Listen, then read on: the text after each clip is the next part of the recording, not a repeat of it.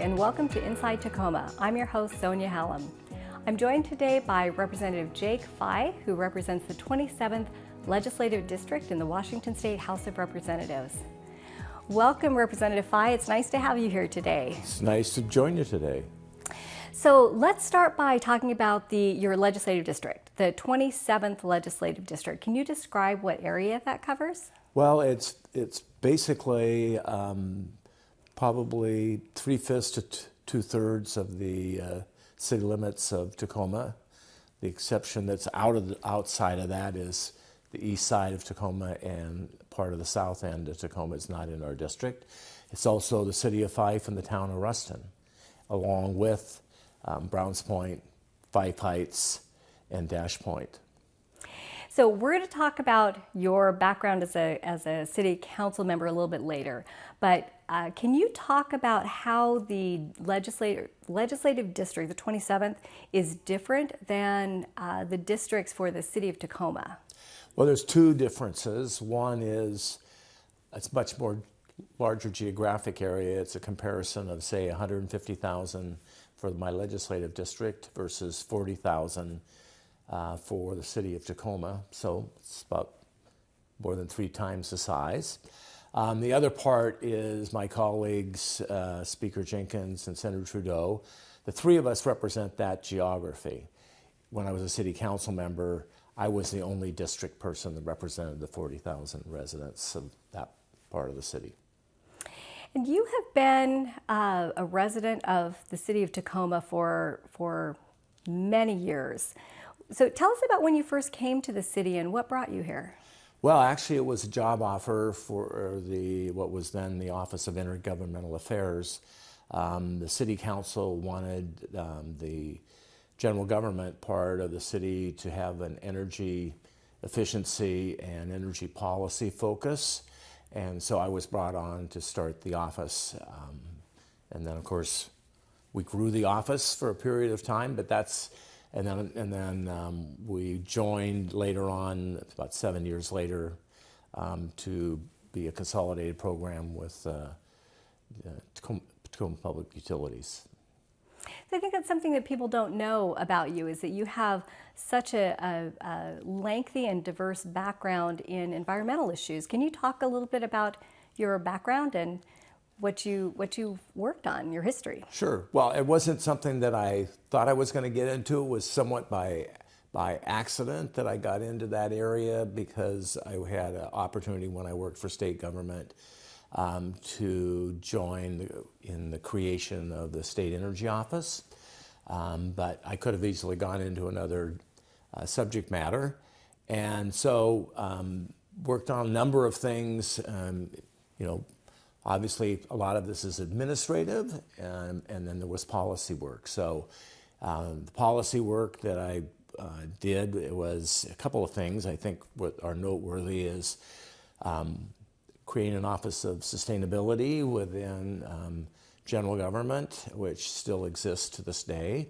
And also, we did a revision of the garbage charges so that they more did not give an incentive for the more you use, the less per gallon you paid, but that it was the reverse of that. So to kind of discourage people from throwing things away to recycling what they could.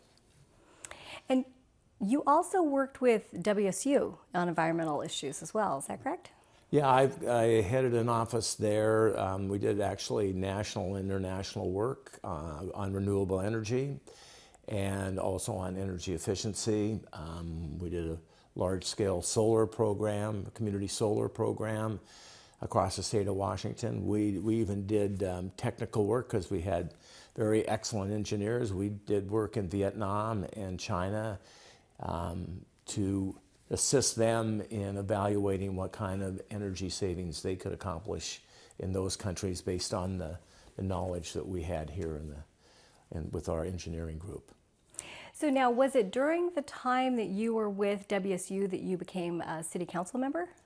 Yes, I was actually, I was a few years into my work at WSU when I became a Tacoma City Council member. And was this your first political office? It was my first elected office, yes, but I had tried to be a state representative a decade before that, but was not successful in that campaign. So I needed a little bit more grooming and experience, and then was able to get elected to the city council. So what was your interest in becoming an elected official? You'd been a staff person for years. What inspired Well, you? it's not really unlike, I think, for a lot of people, individuals that you know as you, especially as a young person, that mentor you. And my mentor was a person that I actually worked for when I went to community college in Port Angeles. And he was very active in actually the Republican Party. I'm a Democrat. He was active in the Republican Party, was chair of the party in that county. And so he got me interested, right? And so it sort of was a natural to stay in for me, because it was very interesting from the very beginning, and wanted to see whether I could make a career out of it. So what year were you elected to the Tacoma City Council? 2005. And how long were you a council member? 7 years. So talk to me about some of the things that you worked on while you were a council member. What are some of the things that you're most proud of? Well, as you might recall, the Great Recession occurred during that period, and I think it was not that far into my term where it was trying to balance the budget, right? Tacoma has an advantage in many respects because it's kind of a full-service city compared to most jurisdictions, but you get affected by that as well in terms of revenues, right? So, and of course, for the most part, the state legislature limits what local governments can raise in terms of revenues. So we had to deal with trying to fit the budget into the revenues that we had, which was a great challenge. So you never know when you get elected what you're gonna. You don't have a choice about who your city council member colleagues are, and you don't have a choice about what the economic conditions are. So you have to be prepared and react to the situations that you have to deal with. And in this case, for a good part of that time, it was budget cutting as opposed to enhancing services for residents of Tacoma. But I mentioned a couple of those things. Setting up the Office of Sustainability, I think I'm probably most proud of, because that has endured from the time that I left. That isn't always the case when you're a council member. You're there for a period of time, and then things change, new things come in, other things go out. So I'm very happy that work has continued to this day. And as you're talking, it seems that like the work that you've done and your understanding of the city budget and the issues involved in things like setting up an office within the city, that awareness and understanding of how the city government works has to be so valuable as a legislator. Can you talk about that? Well, I was lucky in that, because physically, when I worked for the city of Tacoma for the first 7 years, we were located with the city council. So I got to see, just by observation, a lot of things and how they happen. And yes, I think this is legislative work, and city council work is a lot about relationships.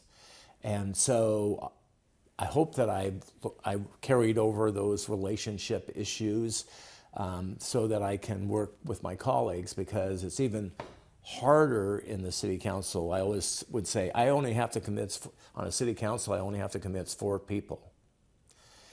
When I'm in the legislature, it's, many times more than that I have to convince that this is the right thing to do, and to work, just in the House, and to get things done in the House. And then it starts all over when you go over to the Senate. And then making sure that the executive, the governor, will approve the legislation. So it's more complicated, but I think that was helpful on the relationship side, to understand that. And quite frankly, I think that is an advantage that I have over some of the other members, is because I've dealt with issues in the public sphere. I've dealt with other people and understand that you need to make compromise, and you also have to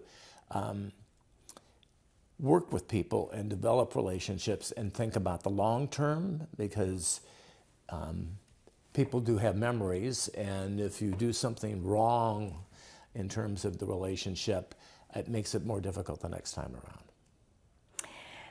So focusing on your time in the legislature, so I want to talk about that transition. So you are currently on the House Energy and Environment Committee, as well as the chair of the Transportation Committee. Right. Now the House Environment and Energy Committee seems very consistent with your background and your experience. Can you talk about transportation and how you came to be on that committee and the chair? Sure. So when I was a city council member, a couple of years into my service on the city council, I had the liaison and representation for a number of transportation issues. I was on the board of Sound Transit. I was on the board of Pierce Transit. I was on the Puget Sound Regional Council Transportation meeting group. And so I had a background in transportation. And quite frankly, as I was, at the time getting elected and trying to figure out how I wanted to spend my time, there was a person that was chair of in the energy and environment area for a very long time. And I didn't think that was probably a place where I would have a chance to advance and be in the position I'm in. And I was obviously also interested in transportation, because it's very much like energy, and in fact, right, transportation is powered by energy, right? So there was a natural linkage there, and obviously it's a much bigger portfolio in the legislature than I've got. We have 29 people on our committee, so almost a third of the House membership is on transportation, where there's only like less than half that on Environment and Energy Committee. And the Transportation Committee is a little unique relative to other committees. Can you talk about what's special about the Yeah, that's the only committee that is both a budget and policy committee. Every other committee, after the bill moves out of the policy committee, has to go to the Appropriations Committee for a fiscal review. In the case of transportation, we do both. And so that also means that we prepare the transportation budget every year. We do a 2-year budget, and then we do a supplemental budget the next year. And so it's a lot more work. It's a lot of budgeting work. So, I'm coming into the session, we're scheduled for 4 2-hour sessions on budget every week, just on budget. That's just the meetings, right? That isn't all the other stuff that comes with that in terms of members and their needs, and working with the budget staff for transportation and making sure that things are moving along in a good way. So it takes up a lot of time. I'd like to talk more about the budget in just a minute, but one of the things that you do, and what's really important, I think, for the viewers to understand, is your role on the Transportation Committee. You are the chair, which is a very important role, obviously, on the committee. Can you talk about what that means in the legislature to be a chair and what your role is there? So, in fact, we had a meeting about that just yesterday, because we have a fair number of new chairs, and making sure that people understood the responsibilities well. And we were at the more senior chairs were helping other new members. In fact, I mentor another chair on an ongoing basis. So it means that I'm responsible for scheduling, right? Bills, including the budget. And so I'll spend with my ranking member time because we tend to be a bipartisan committee in the transportation area, working through about what bills we're going to hear, what bills we're not going to hear, the schedule for that, if we're going to do briefing sessions on what topics, So I'm responsible for working with staff to develop. We have 3 committee meetings, so we have to get all that organized, right? So, and of course, there's a fair amount of membership management because members want their bills heard and moved out of committee. So not only have to schedule them, but also exec them out, and all this is into a specific timeline, which is much shorter this coming session because it's only a 60-day session. So the first 3 weeks are critical about scheduling to make sure that bills get out and so that they can get through the rest of the process, because they got to get off the floor of the House and then go to a Senate committee, get off the floor of the Senate, maybe reconcile differences, and then get them to the governor. So it's a lot of moving pieces, right? And you're sort of the orchestrator of, the chair's or orchestrator of the work that needs to be done in the committee. And you've touched on this, but as chair of the Transportation Committee, obviously that's a bigger job than some of the other committees. We have 29 members and doing both the budget and the policy bills. That's impressive. Right. So talking about the budget a bit, the transportation budget is a little bit different in how that's built than other budgets. Can you talk a little bit about the transportation budget? Yeah, so we have three committees on the non-transportation thing, on transportation area. We have a finance committee, we have an appropriations committee, and a capital budget committee. In the transportation, we do all 3. We worry about revenues. We worry about the ongoing expenses, whether it's for the state patrol or for maintenance and preservation of our transportation system. And we also do capital projects. So we have to do all 3, and get them to all work out from a financial standpoint, right? So in the case of transportation, we have our own forecast that is done, and so that's sort of the building block of where we start. This is the money we got to work with, unless we decide that we're going to issue bonds and do some capital projects. So you got to keep all those because they're integrated, right? You got to keep all of that together in one system, so to speak. And can you explain what a forecast is? So the forecast is basically looking at historical. The largest part of that is gasoline sales, right? Looking at history, the economy and the trends in the economy, and they give us, they take that and they model it, and they come back with expected forecasts for all of our different revenue sources individually, whether it's ferry fares or whether it's tolling revenue from our toll facilities or from the gas tax or from our vehicle taxes that annually people pay. So all of that comes together in terms of giving us our revenue sources, and some of those revenue sources are restricted. For instance, tolling, it goes towards the facility that's being tolled. Ferry fares goes to fares, to operation of the ferry system, and the gas tax, by virtue of the Constitution, only can go for highways and ferries, not other good things that we do in transportation. So you have to keep all those different pockets of money organized and separate and make sure that it's all will at the end work. And I think it's also interesting the time frame of the transportation budget that goes out far longer than the operating or capital budgets. Can you talk just briefly about that? Yeah, so we just did, in 2022, we did a package of revenue sources to do projects, but it was also included preservation and maintenance and actual work on electrification and carbon reduction. And we do a 16-year plan of spending. Capital budget on the non-transportation side only plans for, they have to plan a little bit in advance if project's going to last longer, but most of their stuff is what they're going to spend in 2 years.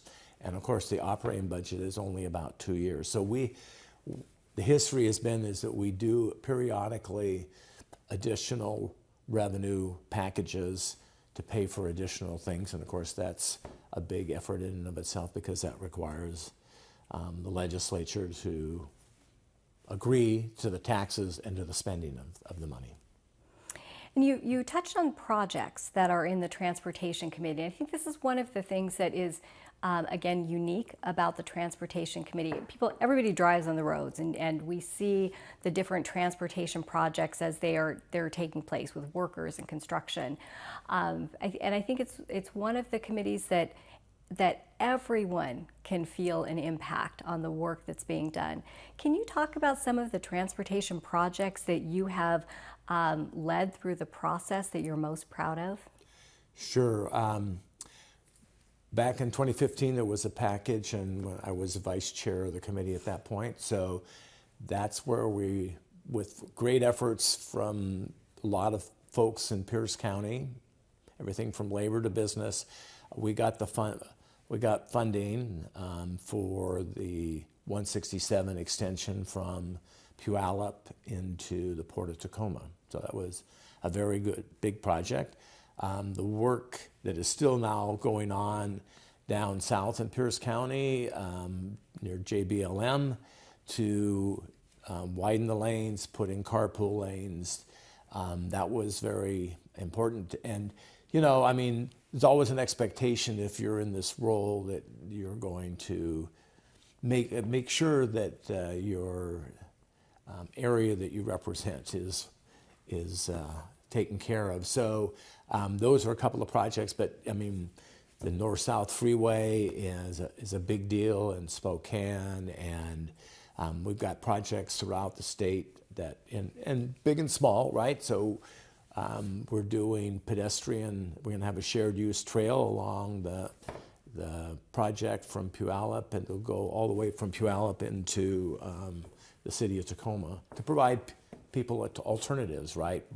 Part of it obviously is for recreation, but part of it is to give people choices. So to this day, the transportation investments have not they've leaned toward highways and not multimodal, which we would call bike ped or transit. And that's part of the change that's occurring now, is that that's unsustainable going forward. We can't just get people to where they need to get to in a growing economy just by building highways, because our system is so constrained in terms of geography. We just have to have other ways for people to get places. And I expect that will be something that you're working on over this next session. Sure. So as we're looking into the upcoming 2024 legislative session, what are some of the things that you're expecting to work on and focus on over the session? We have a rather major challenge with both from a standpoint of what needs to get done, but also fitting that into a situation where we have high cost increases for virtually everything we do because of increased inflation, supply chain limitations. Any delay in projects generally ends up making them more expensive because of the inflationary factor. So, and then we've got a large commitment because of a Supreme Court ruling, and also because of the need to enhance our salmon outcomes, because the salmon species is endangered, to replace culverts that were built many, many years ago, but also blocked fish passage. And we're under a court order to remove those barriers. And we just found out about a month ago that the cost was going to be $3.5 billion, and now is twice that. And so now we're going to have to see how we can accommodate that, either with additional revenue or adjusting our other spending plans going forward. And undoubtedly that's going to impact other projects. Yes, it will. So as we look towards the session, are there any other issues that you can see as priorities for the legislative session, or things that are important to you? Well, yeah, so I've been working with Senator Trudeau and some other legislators on what we would call transit-oriented development, and making that transit-oriented development affordable. There's large investments by Sound Transit in particular, in the three-county area to build out a light rail system. And we want to make sure that we can combine that with affordable housing along that route, so that people who really are impacted from an income standpoint have the ability to locate for themselves along that route, so that it makes vehicles less necessary and reduces their transportation costs.